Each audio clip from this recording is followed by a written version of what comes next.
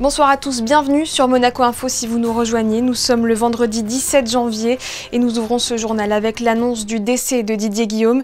Nous l'avons appris dans l'après-midi par la voie d'un communiqué du Palais Princier. Le ministre d'État est décédé des suites d'une maladie fulgurante. Le prince souverain a tenu à saluer son engagement remarquable au service de la principauté. Patricia Navarro. Oui, Didier Guillaume avait été hospitalisé en urgence en fin de semaine dernière au CHU de Nice. C'est à la fin de l'été qu'il avait rejoint la principauté après avoir été désigné au mois de juin par le prince souverain.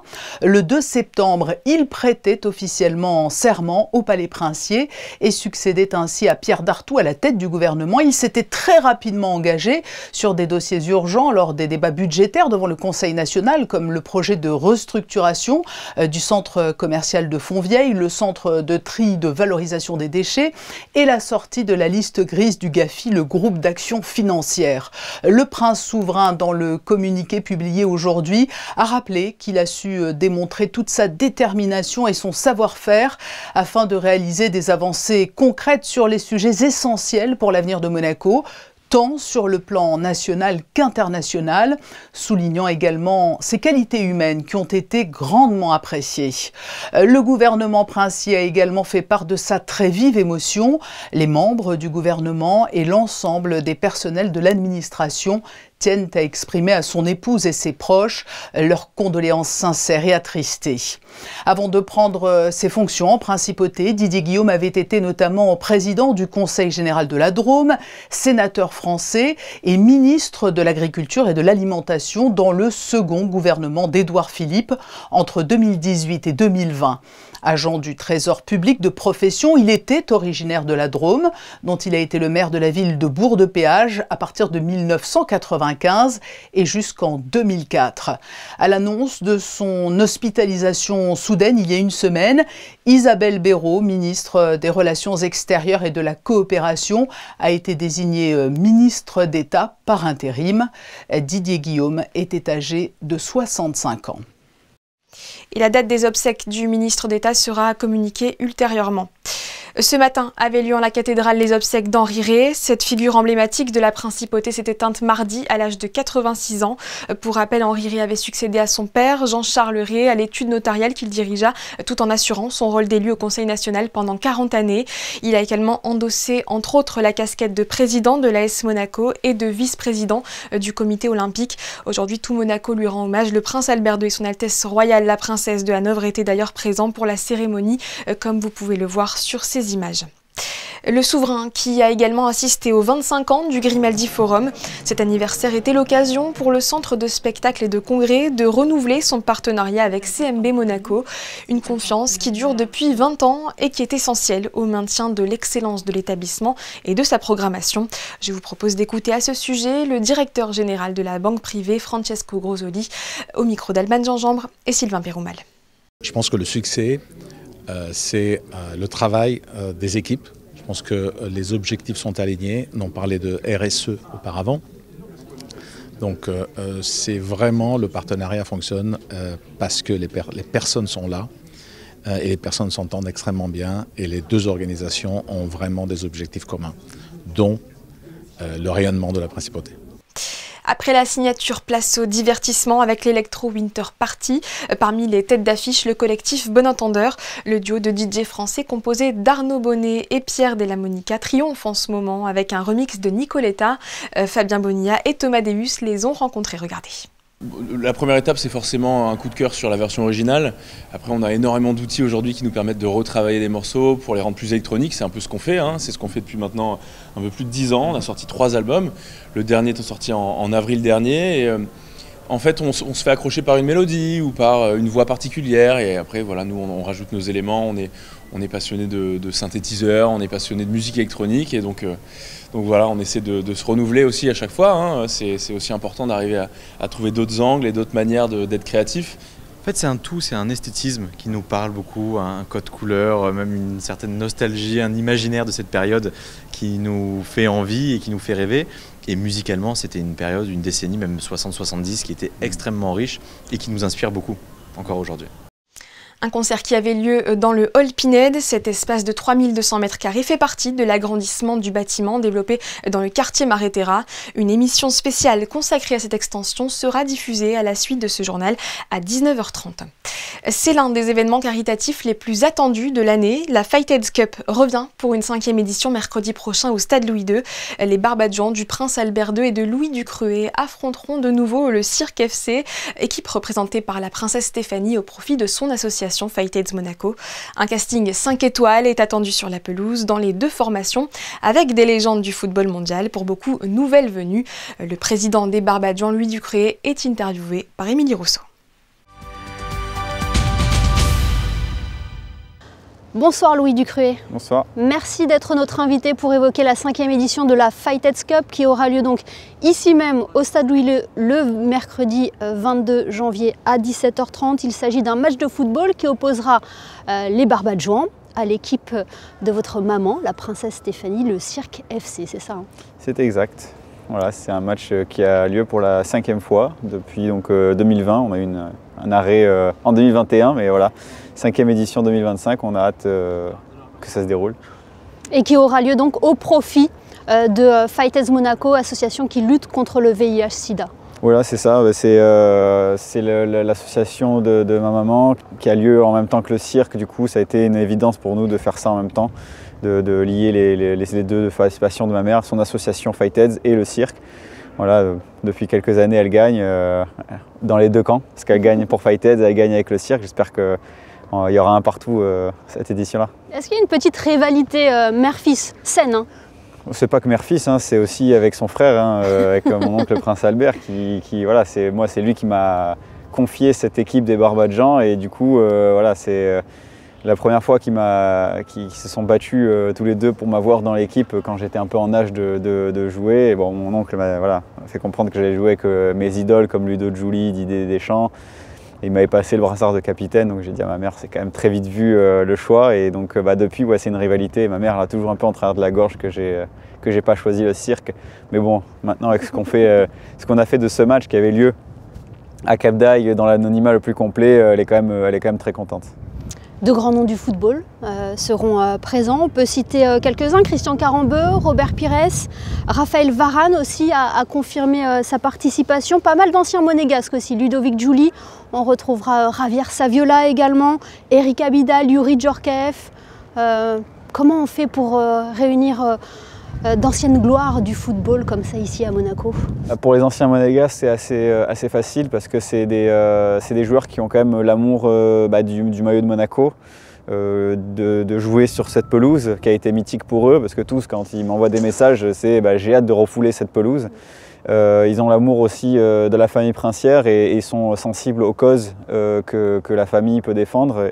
Et de manière générale, ils ont tous le cœur sur la main. Donc, voilà, c'est des joueurs qui ont toujours le contact rapproché avec Monaco et donc avec nous. Et donc voilà, c'est quand même assez facile de les convaincre. C'est plus difficile d'essayer de changer le casting du côté du Cirque FC avec les joueurs internationaux, mais généralement, voilà, on prend des joueurs qui ont quand même des mentalités qui se rapprochent un peu des nôtres. Et du coup, voilà, ils sont toujours ravis de pouvoir venir et participer à cet événement. Et cette année, grande première, il y aura un parrain d'exception, capitaine de l'équipe de France. Il a également porté le maillot rouge et blanc, c'est Patrice Evra. C'est exact. Voilà, cette année, on a voulu essayer de faire des nouveautés un peu sur tous les domaines. Et on a voulu donner un peu plus de responsabilité à certains joueurs et surtout qui ont une certaine notoriété, une certaine visibilité sur les réseaux qui sont quand même assez importants aujourd'hui. Et qui de mieux qu'un Pat Evra, notamment avec son parcours voilà, de 2003-2004, ça reste quand même s'il est très connu pour sa carrière à Manchester United, il y en a beaucoup qui oublient qu'il est quand même passé par Monaco.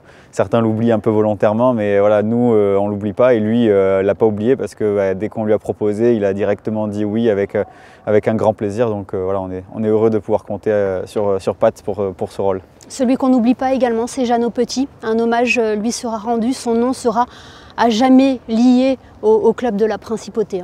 Et il est lié aussi au Barbadjan parce qu'il a été aussi à l'origine un peu des Barbadjans à l'époque où mon oncle avait créé un peu cette équipe dans les années 80 et, sous son premier nom Mounegou Aoutou. Et dès que j'ai repris le flambeau des Barbadjans, il a été un soutien direct et précieux.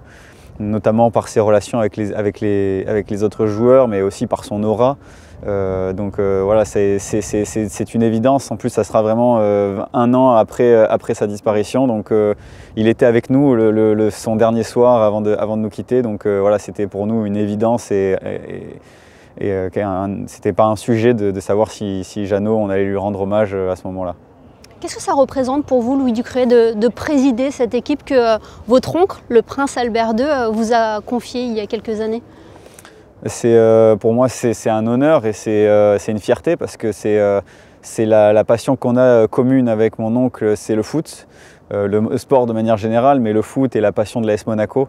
Et donc, quand j'ai eu l'honneur de pouvoir reprendre le flambeau de cette équipe, j'ai eu une fierté et aussi un peu les responsabilités d'un grand nom comme ça, qui était déjà connu sur Monaco et que maintenant on essaie de faire connaître à l'international. Justement, on pourrait voir une fois, un jour, évoluer cette équipe en dehors de la pelouse du Stade Louis II? Oui, c'est dans nos projets. On essaye d'essayer d'exporter les Barbadjans à l'international. Et donc c'est sûr que voilà, là il y a comme projet peut-être cette année déjà de faire un match à l'étranger. On en dira plus quand ce sera confirmé. Bon, même si la réponse paraît évidente, Louis, un pronostic pour ce match mercredi? Cette année, les équipes elles sont mine de rien très équilibrées. On a quand même des jeunes retraités des deux côtés.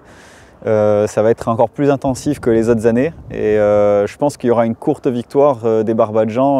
Voilà, ce ne sera pas un score fleuve, mais ce sera une courte victoire, 1-0 ou 2-1. C'est ce qu'on vérifiera donc mercredi 22 janvier à 17h30 au Stade Louis II, la 5e édition de la Fight-Heads Cup au profit de Fight-Heads Monaco. Merci beaucoup Louis Ducruet. Merci à vous. En mer, c'est une autre journée difficile pour Boris Herrmann. Hier, le skipper du Yacht Club de Monaco a signalé d'importants dégâts sur le foil bâbord de son embarcation à la suite d'une collision avec un objet ou un animal qu'il n'a pas pu identifier. L'incident s'est produit au large de la côte nord-est du Brésil. Boris Herrmann va bien et le bateau reste en état de naviguer, indiquent les équipes du Vendée Globe. Le concurrent se dit déterminé à terminer la course et navigue en 10e position, alors que le podium est désormais occupé. La 3e place a été arrachée ce matin par Sébastien Simon. Le marin vendéen s'est hissé aux côtés de Charlie Dalin qui a décroché la 2e place et Johan Richomme la 1re. Dans l'actualité également, l'association des membres de l'Ordre des Palmes académiques a remis hier soir au lycée Régnier 3 ses décorations violettes à 7 personnalités de la principauté. Leur point commun, leur implication auprès de la jeunesse de Monaco. Reportage de Christine Dapetit-Homel et Lionel Bernardi. Transmettre le savoir et l'éducation aux enfants, un devoir dont nous sommes tous responsables, mais certains ont voué leur vie à cela. 5 femmes et 2 hommes ont reçu avec beaucoup d'émotion les insignes d'officiers ou de chevaliers des Palmes académiques, une décoration pour honorer leur travail au quotidien depuis de nombreuses années. Sans plus attendre, je vous propose d'écouter les lauréats. L'éducation, ça a toujours été un axe d'engagement.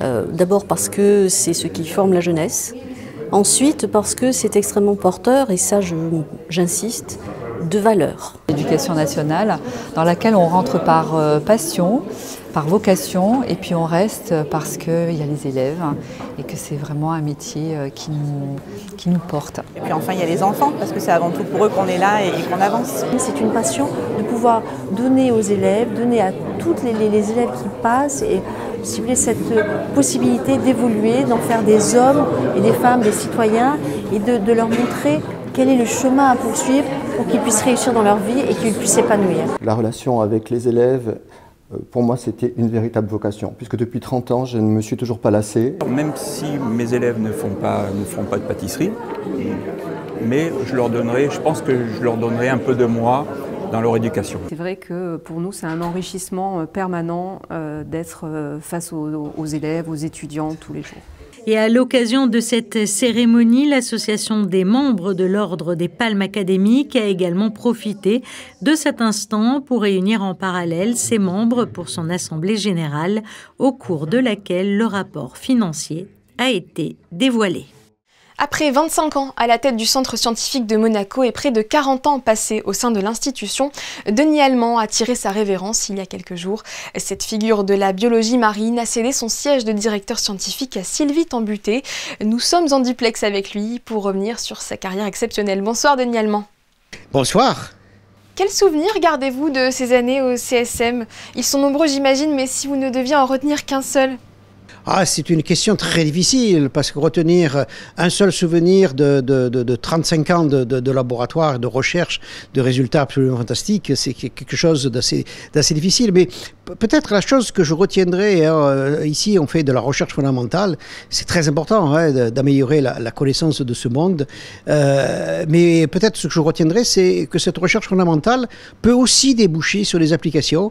Et à travers une application, on a créé une start-up, Coralliotech, qui maintenant est autonome. Et ça, c'est un beau résultat parce que c'est un résultat qui est issu de la recherche fondamentale et qui montre bien l'intérêt de faire une recherche non intéressée, non visée au départ sur un programme bien particulier. Avec vos équipes, vous avez développé les activités de biologie marine avec l'étude du corail rouge, mais pas que. Quels ont été les grands projets menés sous votre direction ? Alors, il y en a beaucoup. Alors, effectivement, quand on a commencé, en fait, dès la fin des années 80, on a commencé par le corail rouge de Méditerranée. C'est une espèce emblématique. Et curieusement, d'ailleurs, je finis ma carrière avec un gros programme sur le corail rouge, financé par Chanel. Mais effectivement, avec l'arrivée de Jean Jobert au CSM, on a élargi nos modèles aux coraux tropicaux, aux coraux constructeurs de récifs. Et puis par la suite, les activités se sont élargies encore. À la demande du prince souverain, on a travaillé sur les milieux polaires par une action de recherche durant son voyage en 2009 au pôle Sud. Et puis, après le déménagement ici dans les locaux du quai Antoine Ier, on a travaillé en biologie médicale avec de très beaux résultats, puisque n'oubliez pas qu'il y a aujourd'hui, issu de la recherche fondamentale du CSM, une étude préclinique en cours à Marseille. Et ça, c'est quand même quelque chose d'assez fantastique. Il vous arrive de comparer le CSM au CNRS, le Centre national de la recherche scientifique à Paris. Quelles sont les similitudes entre ces deux organismes selon vous? Alors effectivement, je compare souvent les deux, même si la taille est tout à fait différente.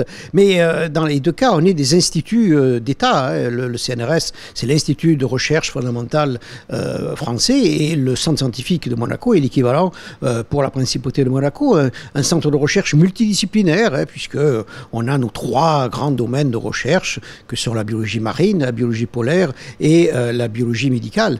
Donc un tout petit CNRS à la taille de Monaco, mais avec des résultats absolument fondamentaux, puisque aujourd'hui le centre scientifique de Monaco est reconnu dans le monde entier et attire des chercheurs de grande valeur du monde entier qui viennent ici passer des séjours sabbatiques ou des mois, qui viennent donner des conférences. Donc c'est aussi, ça fait partie aussi de l'attractivité de la principauté de Monaco.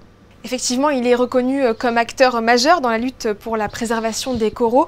Ces derniers sont en effet menacés. Si la température augmente de plus de 2 degrés, il n'y aura plus de récifs coralliens d'ici 2100.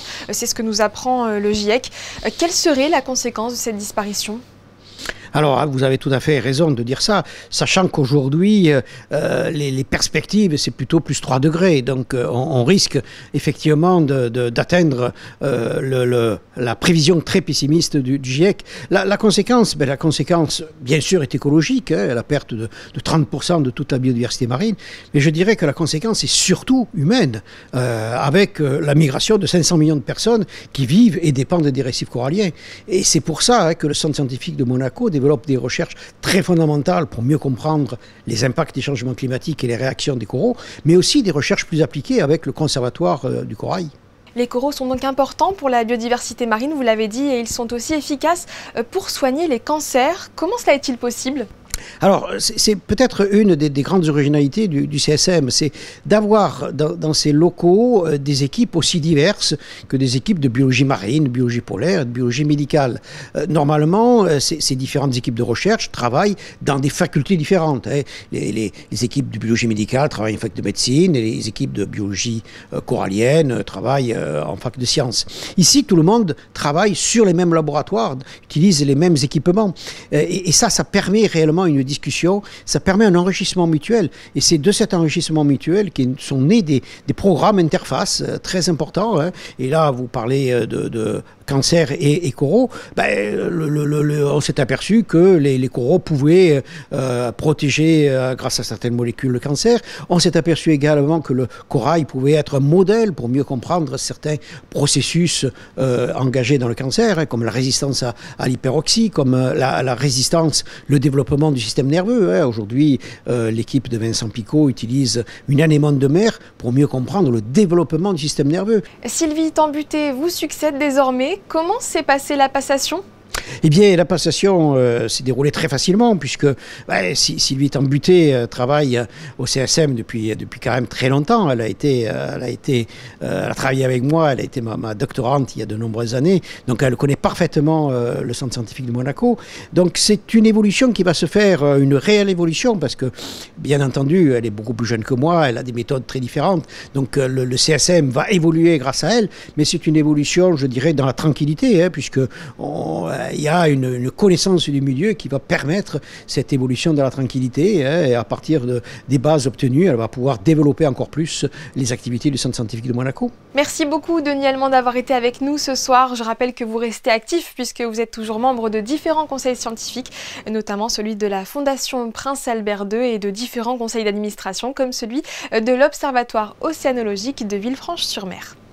Quand la musique est utilisée comme outil diplomatique, cela donne ça. Hier soir, à l'UNESCO, un concert intitulé « Une symphonie méditerranéenne » était organisé par la délégation permanente de la Grèce, en partenariat avec les délégations monégasques, égyptiennes et marocaines. Un voyage musical auquel ont assisté Justin Hadel et Jérémy Henry.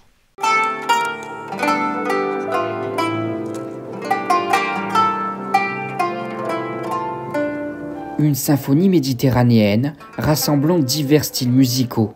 Voici l'essence même du concert tenu ce jeudi à l'UNESCO, une diversité culturelle qui est fière d'entretenir l'institution. C'est la mission de l'UNESCO de célébrer la diversité culturelle et je pense que l'artiste grec très connu, Evantia Rubitsika, va vraiment nous donner l'essence de ce patrimoine culturel. À travers la musique, c'est surtout l'idée de rassembler qui est mise en avant par la délégation grecque à l'initiative de l'événement. On pense que c'est la meilleure manière de disséminer ce message d'espoir, de compréhension et de solidarité parmi les pays méditerranéens.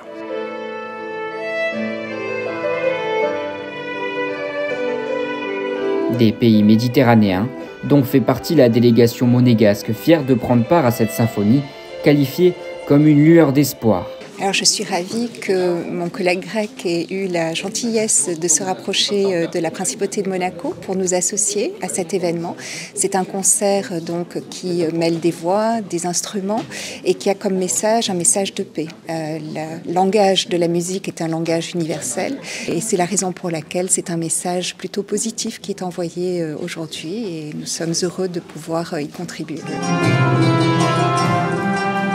Les styles musicaux des différents pays sont représentés, de quoi donner du rythme à ce concert et rassembler autour de la culture musicale les plus de 1000 personnes présentes dans la salle. Il n'y a pas mieux que la culture, je l'ai dit. La culture apaise les esprits, ouvre les esprits, apaise les cœurs. Et je pense que c'est un levier formidable de rapprochement entre les peuples.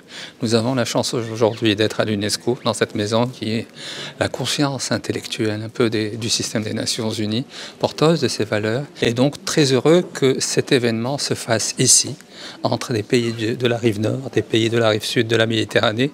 Et très heureux d'avoir, en tant que Marocain, d'avoir Monaco avec nous. Et si finalement, on pouvait résumer l'idée de cette culture méditerranéenne donnant un sens à cette symphonie, ce serait avec une citation de Fernand Braudel. Qu'est-ce que la Méditerranée ? 1000 choses à la fois, non pas un paysage, mais d'innombrables paysages. Non pas une mer, mais une succession de mers. Non pas une civilisation, mais des civilisations entassées les unes sur les autres. Une citation tirée de son ouvrage La Méditerranée, publié en 1977. Pour apprendre une langue, on le sait, le meilleur moyen est de voyager. Si tel est votre projet en 2025, cela tombe bien. L'APEM, l'association des parents d'élèves, prévoit son prochain forum des séjours linguistiques de Monaco très bientôt, mercredi, à l'auditorium Régnier 3. Les acteurs clés du secteur de l'éducation et des langues, comme les représentants d'écoles de langue ou d'agences spécialisées dans les séjours linguistiques, vous accueilleront de midi à 20h, que vous soyez étudiant, parent, enseignants ou simplement curieux d'en savoir plus sur les opportunités d'apprentissage à l'étranger. Cette édition touche à sa fin. Je vous en rappelle le principal titre, le décès de Didier Guillaume. Le ministre d'État s'est éteint aujourd'hui à l'âge de 65 ans au CHU de Nice où il avait été hospitalisé il y a une semaine. Les photos qui vont suivre retracent ses 4 mois d'engagement à Monaco depuis le 2 septembre dernier. Dans un instant, la suite de vos programmes avec une émission spéciale présentée par Patricia Navarro sur l'extension du Grimaldi Forum. Bonne soirée à tous sur Monaco Info.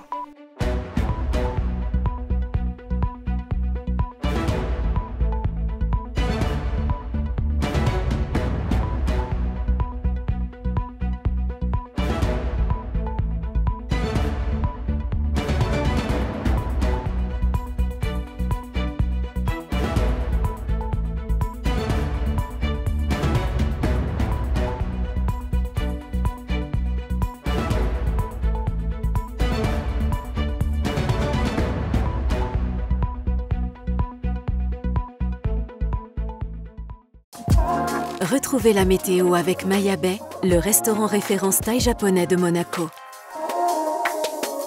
Bonsoir à tous, le ciel bleu se fera discret ce week-end, c'est le retour des nuages demain en principauté, un beau temps qui se couvrira au fur et à mesure de la journée avec peut-être quelques gouttes en fin de soirée, du vent encore avec des rafales pouvant atteindre les 45 km/h.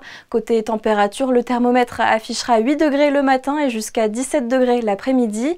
Et en ce samedi 18 janvier, nous fêterons les Prisca.